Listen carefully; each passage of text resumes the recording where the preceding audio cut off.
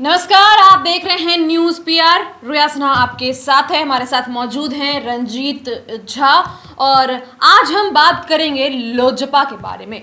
लोजपा में भगदड़ मच चुकी है। कई नेता और कार्यकर्ता अब जदयू में शामिल हो चुके हैं।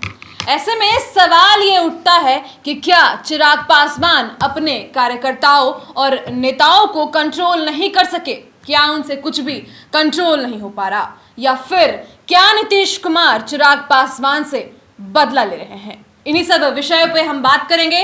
तो सबसे पहला सवाल, क्या चिराग पासवान से सब कुछ कंट्रोल नहीं हो रहा?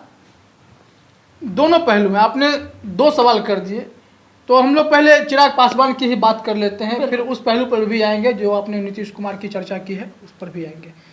सबसे बड़ी बात है कि चिराग पासवान युवा हैं। नेतृत्व करने का मौका उन्हें उनके पिता रामविलास पासवान ने दिया। उनके जीते जी ही ये राष्ट्रीय अध्यक्ष बने, वो संरक्षक बन गए थे। ऐसे में रामविलास पासवान कहते थे कि मेरे बेटा चिराग में वो तमाम फैक्टर्स, तमाम फीचर्स मौजूद हैं जो उन्हें बिहार का मुख्यमंत्री बना सकता है और किसी भी चीज़ के लिए वो फिट है, ऐसा उन्होंने कहा था। तो उस वक्त से लगा चिराग में एक रंग देखा जा रहा है, वो बात है। बिहार विधानसभा चुनाव के दौरान भी चिराग की भूमिका काफ़ी सक्रिय रही। वो पॉलिटिक्स में दिखे कि लोजपा को एक नई ऊंचाई देने के मूड में है और देंगे भी, ऐसा लग रहा था। तभी उनके पिता की तबीयत बिगड़ रही थी, खराब हो रही थी, उनका निधन भी हुआ।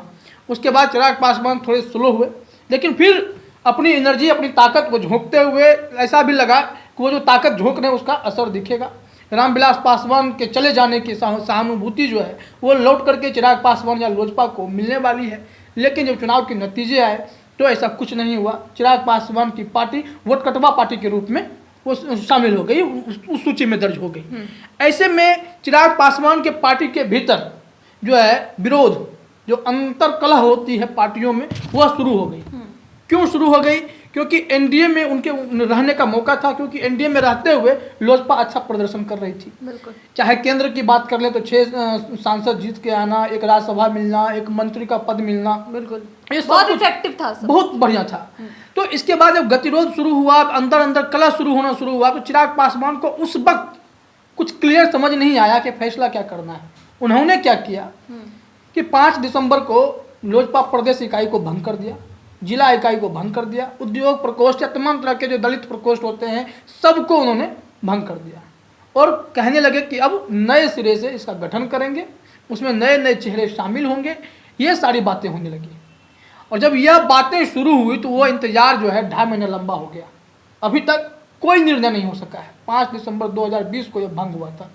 इसके तहत जो लोजपा के पुराने नेता थे, जो रामविलास पासवान की छवि, उनके प्रभाव में उस पार्टी से जुड़े हुए थे, वो अब चिराग पासवान से खफा दिखने लगे, जिसका नतीजा आज आपने कहा कि लगभग 208 नेता केशव सिंह के नेतृत्व में जाकर के आरसीपी सिंह से मिलते हैं और जदयू में शामिल हो जाते हैं। बिल्कुल। और आरसीपी सिंह भी मजे लेते हुए कहते हैं कि अभी बहुत लोग आएंगे, और वो कर भी रहे हैं, जदयू तो ऐसा कर भी रही है।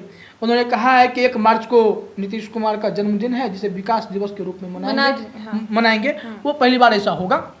लेकिन केशव सिंह जो लोजपा के महासचिव थे और बागी हुए, और जब तक रामविलास पासवान रहे वो उनके साथ खड़े दिखते थे। लेकिन इनके जाने के बाद भी, अब मैं केसी त्यागी को इसमें शामिल करना चाहूँगा। केसी त्यागी जो जदयू के वरिष्ठ नेता हैं, उन्होंने भी कहा था कि चिराग पासवान को रामविलास पासवान से सीख लेनी चाहिए थी कि वो किस तरह विरोधियों के बीच भी अच्छे दोस्त बन के रहते थे। भले ही आपका जो है मतभेद हो सकता है, लेकिन मनभेद नहीं होता था। तो राजनीति में इसकी गुंजाइश होनी भी नहीं चाहिए। तो लेकिन यहाँ पे ये चीज़ दिखा, चिराग पासवान जिस हिसाब से नीतीश कुमार पर बरसे, जिस एग्रेशन के साथ बरसे, जैसा तेजस्वी यादव अमूमन ऐसा करते हैं, लेकिन जिस हिसाब से ये बरसे, बावजूद इसके नीतीश कुमार प्रोटोकॉल के तहत रामविलास पासवान के निधन पर उनके घर तक भी जाते हैं, उनके घर में बैठते हैं, शामिल होते हैं कार्यक्रम में, जो भी श्राद्ध संस्कार था उस सब में। तो एक उधर से प्रोटोकॉल फॉलो हो रहा था। लेकिन चिराग पासवान जो है अपने तेवर दिखाए थे। ये इमेच्योरिटी थी उनकी, और परिपक्वता जाहिर कर रही थी कि आप जिस हिसाब से एग्रेशन दिखा रहे हैं कि हम नीतीश कुमार को जेल भेज देंगे, और ये हम जदयू को अगर एक भी वोट पड़ा तो बिहार गटर में चला जाएगा, वो कई सारी बातें कहते रहे। बट उन्होंने कई सारी चीज़ें भी ऐसे बताई थी जो इन बातों को जस्टिफाई करती थी, नीतीश कुमार के द्वारा लिए गए कुछ स्टेप्स जो सच में बिहार के लोगों के लिए अच्छा नहीं था, वो चीज़ें उन्होंने क्लियर कही थी। तो फिर ऐसे डायरेक्टली क्या नीतीश कुमार बदला ले रहे हैं? मैं यही पूछूंगी क्योंकि मुझे ऐसा लग रहा है नीतीश कुमार बदला ले रहे हैं, हम इस पर तुम चर्चा करेंगे ही। जैसा आपने कहा कि नीतीश कुमार, हर एक सरकार में खामियां होती हैं क्या, लेकिन क्या है ना कि उसको आप जब राजनीति में होते हैं आपको तमाम फैक्टर्स को देखना पड़ता है। आप लोजपा हैं, लोजपा की अपनी पहचान बस इतनी ही है कि किसी के बड़ी पार्टी के साथ चले जाना। बिहार में वो बहुत छोटी पार्टी है, अब तो कुछ भी नहीं है। एक विधायक है, वह भी नीतीश कुमार का गुणगान गा रहे हैं, बाकी सांसद भी उनसे मुलाकात कर रहे हैं लगातार जा करके। और ये सूत्रों से जो जानकारी मिलती है कि लोजपा में अभी और टूट होनी बाकी है। अभी हाल ही में कुछ दिनों पहले ही 27 नेता पार्टी छोड़ के गए थे, 208 लोग अब पार्टी छोड़ के गए हैं। तो ऐसे में ये तमाम लोग जो पार्टियां छोड़ रहे हैं तो लोजपा तो कमजोर हो रही है ना, नींव तो हिल रही है। तो आप राजनीतिक जो सामंजस्य की बात होती है तमाम दलों से बनाए रखना, जो रामविलास पासवान बखूबी कर पाते थे। वो जानते थे कि हम कोई बहुत बड़ी रैलियों में यकीन नहीं रखते, हमारी राजनीति दलित की राजनीति है, हमें अपने उस वोट बैंक को साधना है। लेकिन इस बार क्या हुआ, चुनाव के दौरान चिराग पासवान ने पार्टी का दायरा बड़ा करने की कोशिश की कि हम तमाम बड़े बड़े सीटों पर जो है, जितनी सारी सीटें थी विधानसभा की, अधिक से अधिक सीटों पे कैंडिडेट उतारे। उस हिसाब से आई थिंक वो यूजफुल भी साबित हुआ। वो यूजफुल वही इनके लिए जो ये लोग जो आरोप लगा के गए, इतने लोग भले यूजफुल साबित हुआ, इन्होंने पार्टी का स्ट्रेंथ मजबूत किया, या पार्टी जो है वो आर्थिक तौर पे मजबूत हुई। और यही आर्थिक तौर पे आरोप लगा है उनपे कि उन्होंने टिकट देने के दौरान विधानसभा चुनाव की बात करें तो तेजस्वी तो थे ही पॉपुलर, लेकिन उस वक्त चिराग पासवान की एक अलग छवि निकल कर आई। वो बहुत ज्यादा स्टैंड आउट नजर होते नजर आए सबके सामने। एक अलग पहचान बनी उनकी कि किस तरीके से चिराग पासवान अकेले लड़े, तो वो भी एक अलग फैक्टर है। तो उसको हम नहीं हटा सकते कि जिस तरीके से उन्होंने चिराग पासवान को जो संभव लगा अपनी पार्टी के लिए उन्होंने फैसले लिए। लेकिन चिराग पासवान पार्टी सुप्रीमो है। अगर लोजपा में गड़बड़ियां होंगी, गलतियां होंगी, पार्टी में टूट होगी, असंतोष चीजें दिखाई पड़ेंगी, तो ऐसे में जिम्मेदार भी तो राष्ट्रीय अध्यक्ष होगा। तो चिराग पासवान पे यही आरोप लगा करके इतने सारे नेता भगदड़ कर रहे हैं, भाग रहे हैं। रामेश्वर चौरसिया बीजेपी छोड़ करके लोजपा में आए, उन्होंने इस्तीफा दे दिया। उनकी दाल नहीं गली क्योंकि लोजपा से वो जीत नहीं सके। इसके इतने सारे नेता गए, इन्होंने कहा कि चिराग पासवान ने पैसे लिए टिकट के लिए। अगर इस देखा जाए तो ये आरोप ही है, मैं सीधे नहीं मानता, लेकिन तमाम दलों में ऐसा होता है कि सीट के लिए लोग पैसे दे देते हैं और वो टिकट लिया जाता है। लेकिन यहाँ पे भगदड़ मची है।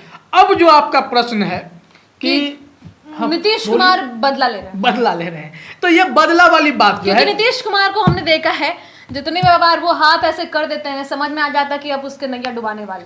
तो ये चीजें नीतीश कुमार कहते हैं ना हम किसी को बचाते हैं, ना हम किसी को ये करते हैं, रुलाते हैं। हाँ, कुछ इसी तरह का उन्होंने था कि हम किसी को बचाते नहीं है जब, या किसी के ना हम किसी को फंसाते हैं। हाँ, एग्जैक्ट लाइन यही था कि हम किसी को फंसाते हैं ना बचाते हैं। तो अब आप देखिए, बचाने फंसाने के दौरान लेकिन एक बात ये चर्चा होती है नीतीश कुमार की कि वो किसी को भूलते नहीं है, किसी को छोड़ते नहीं है, भूलते नहीं। और यही चीज उन्होंने यहाँ की कि अच्छा अब तुमने जो करना था कर लिया, तो अब मेरी लोजपा ने भले ही सीटें बिहार में नहीं जीती, लेकिन नीतीश कुमार को उन्होंने परेशान कर दिया। नीतीश कुमार की नींदें उड़ा दी। वोट कटवा बने तो नुकसान उन्होंने बीजेपी को नहीं दिया, नुकसान उन्होंने राजद को नहीं दिया, नुकसान दे दिया उन्होंने जेडीयू को, क्योंकि जेडीयू के जितनी सारी सीटें थी उस सभी पे इन्होंने अपने उम्मीदवार खड़े कर दिए। इन्हें भी पता था कि इनके कैंडिडेट जीतने वाले और क्लियर है इस विधानसभा चुनाव में बड़ा भाई अगर बीजेपी बना है तो उसके पीछे लोजपा का हाथ है, बिल्कुल बहुत बड़ा हाथ। और नीतीश कुमार से जब पूछा गया कि आपको लोजपा के चलते नुकसान झेलना पड़ा, उन्होंने कहा नुकसान तो हुआ ही है, लोजपा की वजह से हुआ, तो क्या आप उसे बिहार कैबिनेट में शामिल करेंगे? ये मैं तय नहीं करूंगा, चाहे केंद्र से लेकर यहाँ तक, या बीजेपी के साथ है, बीजेपी को बड़ी पार्टी है, वो तय करेगी कि अब चिराग पासवान का या लोजपा का क्या करना है। मैं आपको बता रहा हूँ कि अब केंद्र में भी लोजपा से और चिराग पासवान से जो बड़ी पार्टियां एनडीए में जो भाजपा है वह मुंह मोड़ने लगी है। तो ऐसे में अब ये संभावना कम है कि उन्हें केंद्रीय मंत्रिमंडल में कोई जगह मिलने वाली है या कोई राज्यसभा ऑफर हो सकता है, क्योंकि उनके पिताजी वाला राज्यसभा सीट जो भी ऑफर होना था वो तो खत्म हो गया, वो तो अब सुशील मोदी वहाँ चले गए हैं। तो ऐसे में ये तमाम चीज़ों को देखिए, नीतीश कुमार ने कहा कि ठीक है आपने मुझे कमजोर किया तो हम आपकी नींव हिलाते हैं। इसका उदाहरण कई है, अभी उपेंद्र कुशवाहा का मैं एक उदाहरण दूंगा, वो भी नीतीश कुमार में बरसते थे कि 15 साल बहुत होते हैं नीतीश जी, आप सत्ता छोड़ दीजिए, अब आप दिल्ली चले जाइए। 15 साल साबित करने के लिए बहुत होता है। आप बिहार में 15 साल से राज कर रहे हैं, अब आपका समय खत्म हो चुका है।